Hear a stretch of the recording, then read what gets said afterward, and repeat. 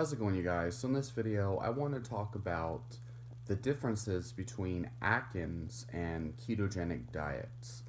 So first of all, you got to understand, Atkins can be a ketogenic diet, and typically the way it's laid out, especially in the first phase of Atkins, and even the second and third phase of Atkins, most people are going to be in at least a moderate state of ketosis on Atkins.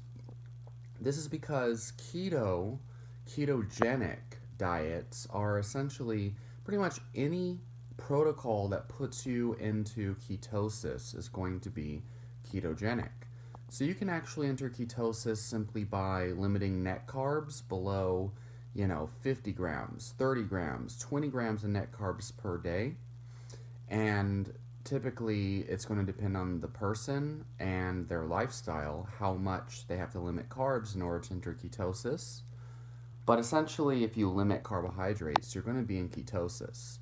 And so any diet, anytime you're eating under 20 grams per day, you'll be in ketosis guaranteed. But a lot of people can get away with 50 grams. So that means fasting will put you into ketosis. That means a low carb diet will put you into ketosis. And even caloric restriction to a certain extent, without limiting carbohydrates too much, could put your body in a moderate state of ketosis or a slight state of ketosis. Um, Exercise tends to put people in a very low level of ketosis. This all depends on the amount of ketones in your blood. Now, Stephen Phinney and Jeff Volek, who are two of the most well-respected revolutionaries in low-carb science, who have together over like 300 peer-reviewed scientific papers between them, they have coined the term nutritional ketosis as, you know, any protocol that puts you into a state of ketosis that produces ketone levels in the blood of 0.5 millimolar or higher. Okay, and so, even if you're eating 50 to 100 grams of carbs on like a paleo diet, which I'll make another video on that, you could still be in ketosis. Okay, so that's very important to know that ketogenic diets it's basically any diet or any strategy that limits carbohydrates below, 50 to 20 grams. Anything that produces over 0.5 millimolar per deciliter of ketones, that is ketogenic. Okay. So, Atkins. What is Atkins? So Atkins, okay. And by the way, if you want a good book on the basics of ketogenic diets, this is probably the best book that you can get. It's very straight to the point. It lists pretty much everything you need to know, although there are some things that you might want to look on blog articles about, like potassium supplementation, and you might need extra sodium, but this does talk about how you need at least an extra half teaspoon of salt. Most books, they aren't perfect. They're missing something. This book has pretty much everything you need to know compared to all these other books. It has pretty much every single thing written down. The rest of the basics that you need to learn, that covers most of the basics, but obviously you can look at blog articles or watch videos about, the extra tweaks you might need to make. But anyway, as you can see here, I have tons and tons of Atkins books. Okay, like I do have to say, every time I see an Atkins book at at the thrift store or something, I buy it. I pick it up. And I've seen some that are just pretty much they're all rehashes. But anyway, Atkins. There's many different reversions of Atkins, but essentially they're all the same. An Atkins diet is essentially, it's all about reversing diseases, losing weight, and improving your blood markers through controlling carbohydrates. there are multiple phases of Atkins, okay? There is phase 1, which basically keeps your net carbs under 20 grams of net carbs per day. It's the first 2 weeks, and that will put you into ketosis. Then they have phase 2, where you typically will bump your carbs up to, I think, like 30 grams, 30 to 35 grams per day. And that's just testing the waters with your carbohydrate tolerance. And then there's phase 3, where you start to incrementally add about 5 grams of net carbs per day, or not per day, sorry, but like per week, okay? And you slowly inch up your carbohydrate intake. And then phase 4 is ongoing maintenance, or ongoing weight loss, ongoing maintenance, I think, yeah. And that is where you reach the point where you've lost all of the weight that you wanted to lose, and you just want to maintain your healthy weight. And that's going to be where you've basically incrementally added your carbohydrates in phase 3 up to a point where you don't gain weight, but you don't lose weight either, and you can, feel good, and all of your diseases stay in remission. So phase 4 is where you maintain that carb intake level, and that could be, that's dependent on the individual. Some people can get away with 80 to 100 grams of net carbs and not be, they may not be in ketosis. Some people can be in ketosis while others may not. But whether you're in ketosis or not, that's not the focus of Atkins. So the focus of Atkins is reversing disease and losing weight and keeping the weight off and keeping your diseases in remission. And so on Atkins, whether you're in ketosis or not, all the way up to about 100 grams of net carbs per day, that can be something that you can do on Atkins, as long as you don't start gaining weight or your blood markers don't start to significantly worsen with that carb intake. So, through the phases of Atkins, you learn how carbohydrates impact your body, okay? So, ketogenic diets, they're all about keeping your net carbs under 20 grams per day, ideally. Some people can get away with 50, but it's all about restricting carbs to the point where you stay in ketosis, okay? And if you are not measuring blood ketones, then you don't know for sure what level of carbs you can tolerate without being kicked out of ketosis. And that's why on a ketogenic diet, if you don't have a fucking blood monitor, you need to maintain that 20 grams of net carbs per day indefinitely, because that's the only way you can guarantee ketosis. And again, that is equivalent to the induction phase of Atkins, where they put you into ketosis to burn fat instead of carbs, okay? And maybe in phase 2, you can also maintain ketosis, phase 2 of Atkins. So they can be ketogenic diets, right? Oh shit, it's upside down. But the main thing with ketogenic diets is that you're restricting carbs to the point where you stay in ketosis. Now, obviously, ketogenic diets have, their own benefits outside of weight loss and restriction of carbs.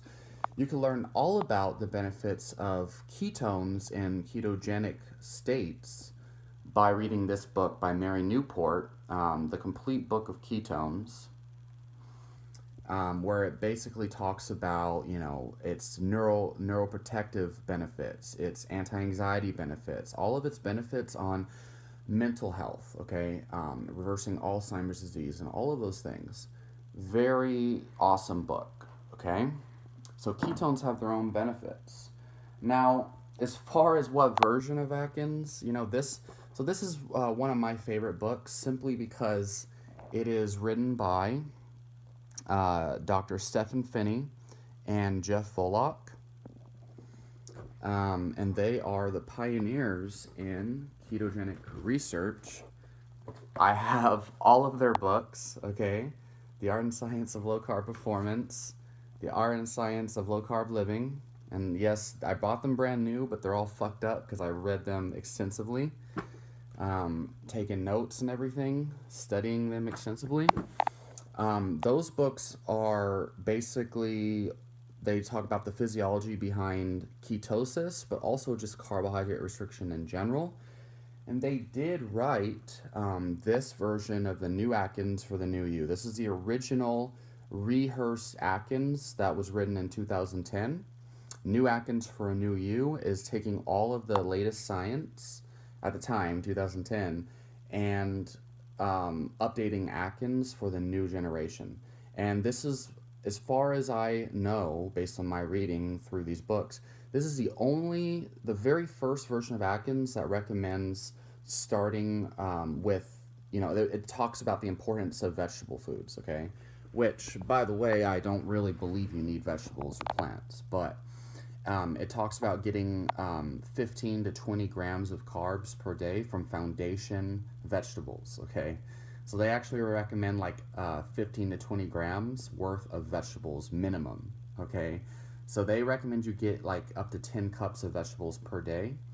And that was a recommendation that started in this book, written by Stephen Finney, Jeff Volok, and Dr. Eric Westman, who are all very like they're the top of the top in low carb um, health professionals. So they started it long before Ken Berry and all these other low carb diets doctors did.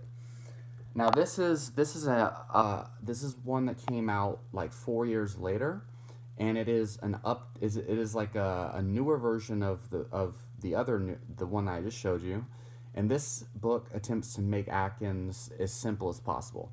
This is literally the simplest book you can get if you want to do Atkins. If you just want like the bare minimum of the Atkins diet, this is probably the best one, okay? For the bare minimum of the new modern version, this just literally tells you how to do it. It has like all the foods to avoid, all the foods to add in. It talks about the carbohydrates to reintroduce later on. And it talks about something called the carbohydrate ladder, where basically you have a ladder of carbs. Like at the low end of the ladder is the safest carbs. And then as you go up the carb ladder, you get more dangerous and dangerous with the types of carbs you eat. So it makes it very user friendly and very simple. And you don't need any kind of science background to understand it. This one is a little bit more technical, but it's still very easy to understand because this was an attempt for, Jeff Volok, Eric Westman, and Stephen Finney to, take all of their technical knowledge and to condense it into a user-friendly guidebook. This is meant for the users, and these were meant for the health professionals, okay? Then we have the older Atkins diets, okay? So as far as I know, these are the very oldest Atkins books that I have. The original Dr. Atkins New Diet Revolution. I did have a very original Dr. Atkins Diet Revolution book, but I don't know where that went. I have a couple other Atkins books. This is Atkins Diabetes Revolution. This book is completely written for reversing type 2 diabetes, and it talks about why Atkins reverses diabetes, talks about triglycerides, HDL. It talks all about the concerns people have, why it works, how it works, and to make it all better, this is all based on Dr. Atkins' clinical experience with patients who had extreme obesity and diabetes, and he reversed it with Atkins diet. So for understanding the basic science behind blood sugar control and diabetes and carbohydrate restriction, this is probably one of the best books you can get. But keep in mind, this was written back in like the late 80s, early 90s. So the science in those books are extremely old, but they still hold relevant to today. And for people who follow the most modern science like I do, and are always looking at new studies, Dr. Atkins' Diabetes Revolution is a great book to at least understand like what the idea was behind low carb diets, and diabetes remission back in those days. I think getting to the source of the protocol you're following is a great thing, and it's just an awesome thing to look back on. And really, a lot of the same ideas haven't changed. It's just we know the mechanisms are more solid than ever in this current age. And back in those days, they didn't really have as good of an understanding of ketosis as we do now. I think Stephen Finney and Jeff Follock really filled in the gaps with this book. So if you read the old Atkins books and then you read this book, okay, now this is written for health professionals, and even a lot of doctors probably wouldn't understand it too much. That fills in a lot of the gaps that the old Atkins books didn't have in. So then this is the newest version of the original Atkins. This is not the same as, the new Atkins for New You. This is like the most updated version of the original New Atkins Revolution. And it covers everything you need to know about the original Atkins. It doesn't press fruits and vegetables on you as much as the new Atkins for New You books do. But it does talk about the importance of vitamins and minerals and nutraceuticals, talks about supplements and all these things in detail.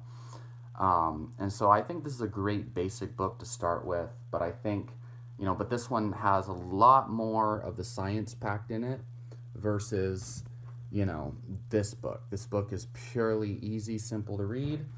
This book has pretty much everything you need to know in between the lines. And then we have Dr. Atkins' Age-Defying Diet Revolution, okay? And this book talks a lot about advanced glycation in products. It talks about how insulin and high blood glucose levels impact, longevity and obviously diseases and things like that, and cellular aging. This was revolutionary for its time